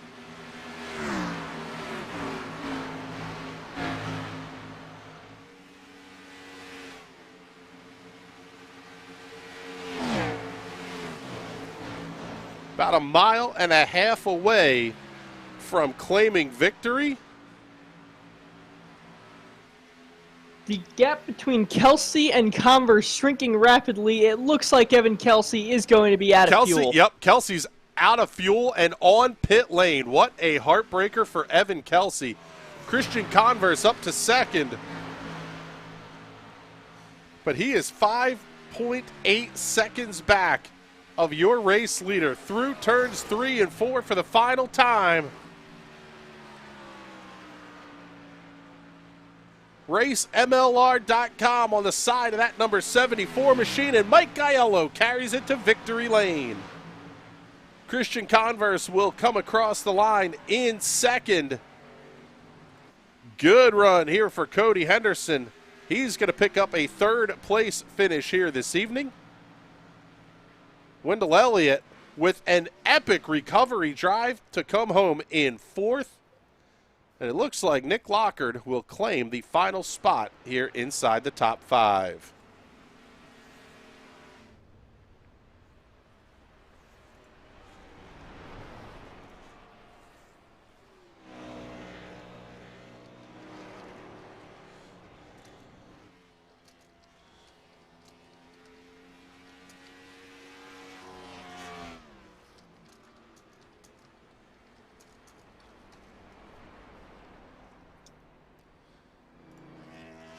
There's Mike Aiello burning them down here. Let's get you your race results as everybody's now come across the start-finish line. So Mike Aiello is going to be your race winner. Christian Converse finishing second. Cody Henderson going to come in third position. Wendell Elliott, huge drive back, saves his championship hopes. He's going to end up in fourth. Nick Lockard sitting in fifth. Nathan Aldrich, Alan Martin, they are going to finish 7th and 8th respectively. Those are going to round out your championship contenders. I mean, a real close battle. All of these guys super close together. I can't wait to see the points, how those shake up. Andrew Schroeder, Taylor Toller, and Peter Hodgson make up your top 10. Evan Kelsey, unfortunately running out of fuel at the end, going to sit him in 11th. Jeremy Gibbs, Andy Briganti, Dower Rector, that'll be 12th, 13th, and 14th. Chapman and Jordan Props going to round out your field, sitting there in the back. What an excellent race we had tonight. Yeah, you feel for Evan, man. He was so close to making that work. To at least come out with a podium would have been great for him getting that pole. But still, a heck of an effort otherwise. And I cannot believe Wendell was able to bring that, that, to borrow words from Mike Joy, a car fit for the scrap heap, and then he brings in fourth. That may be the championship winning move here.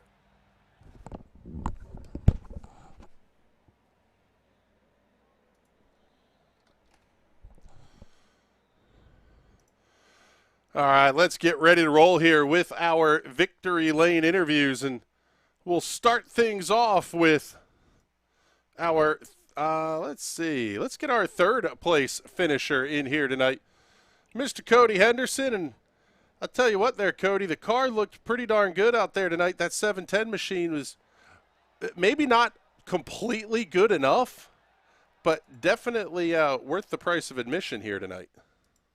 Oh yeah, we'll definitely take what we can get. But a third place finish, I'm not gonna hang my head on that. I'm definitely gonna take that. After missing last week due to COVID, it really bummed me out. I'm glad to be here and get a third place finish. Well, then let's ask you here, how are you feeling here? We know you were out sick last week, and hearing that you're dealing with fighting off the COVID here, how are you holding up out there? We're doing just fine. Got a good wife who fills me full of the narcotics to get me feeling better. So, so no, we're feeling better. Sadly, she caught it too. So then I got to do the same thing for her, So it's a team effort here at the house, but we're getting better, and can't wait to get out of the house and back to normal life. Yeah, I hear you on that one, bud. Well, it was a heck of a run here. You got the finish that you needed. Unfortunately, Wendell Elliott coming home fourth. You're going to have a pretty big, tough row to hoe here if you want to try to claim a championship next week. Yeah, boy, I saw that happen. I held them down, and they got together back there, and I was like, that's what we needed right here. And maybe those stage points will add up, and with the finish, I know he just finished behind us, but hopefully we get enough points to narrow that gap to at least get a shot there in Texas. All right, bud. Well, congratulations here on the top 3 finish this evening. Who would you like to thank? Again, thanks to my wife and family and everybody, Baker's Candy for the sponsorship, and thank you guys for being out here. Have a blessed day. All right, bud. You too. Thank you very much for checking in with us here. And let's pick up our race winner, Mike Aiello. And Mike, I'm not sure, was this your first start in the High Slide Cup Series? Yeah, this is the first start, actually. Thank you to Andy Schroeder and Nathan Aldridge for getting me in the race tonight. Saw the race out there this evening and just asked them. I raced with them in another league, PRL, on Mondays, and asked them if they could get me into the race. And so they got me into the race and did a little bit of practice. And the Bay Racing number 74 racemlr.com Toyota is good at a number of tracks. Chicago is one of those. And so had 2 championship guys right there running with me most of the night, so I didn't want to mess around with them, get too close. But that last caution, or not that last caution, that last pit cycle, I took a gamble that Christian would stay out 8 laps longer than I would, and I had the race in the bag if we went green the rest of the way, and it played out that way. So good racing with all the guys here in the league. It was a lot of fun.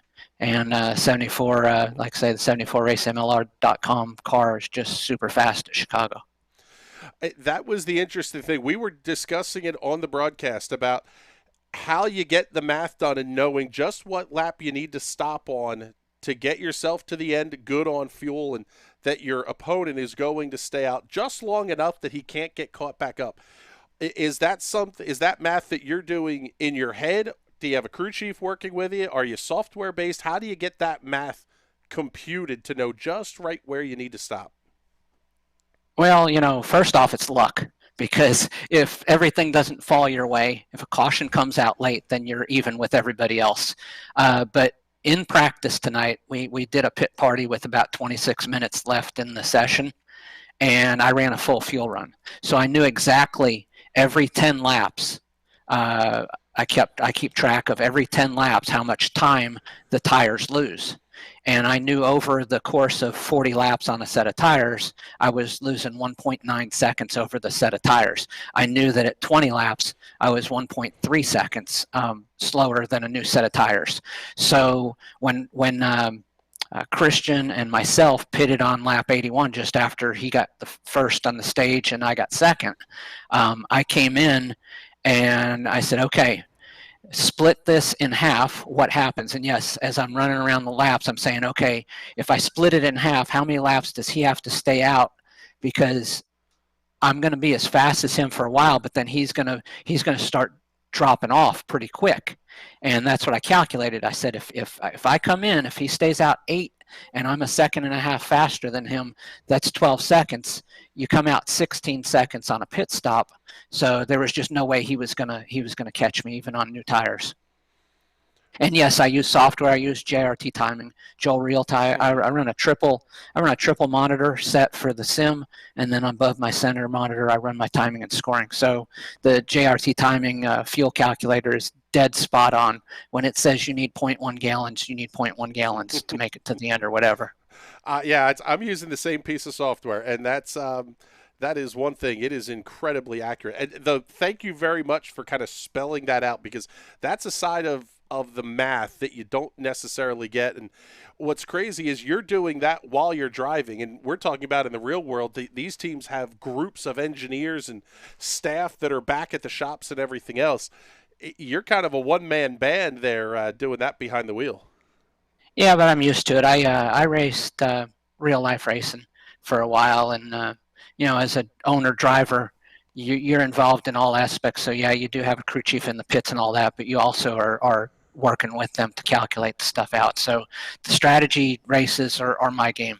I despise the ones where you run your heart out and you get down to about 5 to go and someone wrecks, and then basically the whole field's reset for a 5-lap shootout. I'm like, why do we just run 125 laps if you're just going to do a 5-lap shootout to see who the winner is? let's just run a 5-lap race and save us an hour and a half, That's right. Well, bud, congratulations on your first High Slide Cup Series victory here. That was a pretty spectacular show you guys put on out there. So thank you very much for that. And who would you like to thank? Make sure you get all the sponsor plugs in here. Certainly, and also I race a number of these guys in other leagues, so I appreciate the clean racing out there. That's what I look for, and I look forward to racing with High Slide in the future. But yeah, I'd like to thank Karen, my crew chief for life, and my mom, my #1 fan. All right, bud. Thank you very much, Mike. We appreciate the time here. Looking forward to seeing you next week. And with that here, boys, we're going to wrap things up. That was one of the better High Slide Cup Series races we got to see this season here from the Chicagoland Speedway. Yeah, an absolute flawless drive from Aiello. He had that literally down to a science. Is it possible to learn that power? Because I could use the help. I think the biggest thing there, the takeaway, Patrick, is that you talk about, leagues are going to have practices during the week, and it's not a game where you're going to sit down and show up and drive a race car in a pretend race car in a pretend circle. There's a whole lot of thought process, strategy, math. You've really got to be at the top of your game from soup to nuts here, beginning to end, however you want to say it. Oh, yeah. I mean, some of these people take it really, really seriously. And if you want to be competitive, you have to go just as serious with them. Like I was saying before, when I used to run NIS super competitively, either if I was crew chief and sitting in my chair doing all the math, or I would even have that same calculator sitting on my lap and texting while driving with this big clunky calculator. You really sometimes just need extra software, extra everything, need to be good at math in your head. And if you can get it down to a science, you'll go far, you'll go fast, and you won't end up out of fuel. Well, it was a fantastic race here at the Chicagoland Speedway for the High Slide Cup Series. This one was a ton of fun to watch. Have to say a huge thank you to James Watson and Patrick Byrne for hanging out with me here in the booth this evening. Production and camera design by Connor Baldwin. Thank you very much for your contributions as well, Connor. And with that, we're going to get on out of here. Coming up tomorrow night, round number 11. Wow, round 11 already. 2021 Season 3 for the Silver Crown Cup Series. Tuesday night will be the sprint cars taking on the iRacing service. Wednesday night, the High Side Hustle with Burt Wojcik and Adam Rubright. They'll be back in their normal time slot. Thursday night, only one show coming up at 10:15. That'll be the Indy Pro 2000 Championship for round 11. And Friday night, we're right back for real-world racing action from Linda's Speedway. Stuff 7 nights a week here on the National Racing Network. You don't want to miss it. But for Patrick Byrne, James Watson, Connor Baldwin, and everybody here at the National Racing Network, my name is Chris Graham. It's been a pleasure to have you hanging out with us here this evening. We will talk to you soon. Have a good night, everybody.